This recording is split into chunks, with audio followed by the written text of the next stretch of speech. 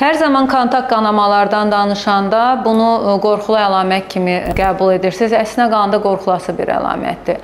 Biz uşaqlıq boynu xərçənginin erkən mərhələlərdə asimptomatik keçdiyini qeyd edirik. Artıq kontak qanama, yəni cinsi əlaqədən sonra qanama baş verdikdə və yaxud da ki, adətdən kənar qanamalar baş verdikdə o zaman bir simptom hiss edib həkimə müraciət edirik. Uşaqlıq boynu xərçəngində ən çox gecikmiş mərhələlərdə verdiyi simptom kontak qanamadır. Postmenopauzal dönəmdə olan bir xanımımızdır. Deyir, heç bir əlamətim olmayıb.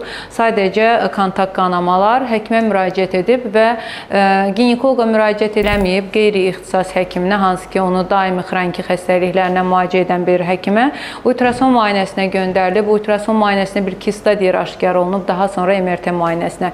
Bir daha sizlərə səslənmiş olum. Kontak qanamalar təhlükəlidir. Uşaqlıq boynu xərçənginin əlaməti sayıla bilər və müayinələr ilkin olaraq ginekoloji kresloda müayinədən başlanmalıdır. Daha sonra həkimin təyinatı üzərində MRT mi keçsin, ultrason müayinəsi mi keçsin qərarı verilməlidir.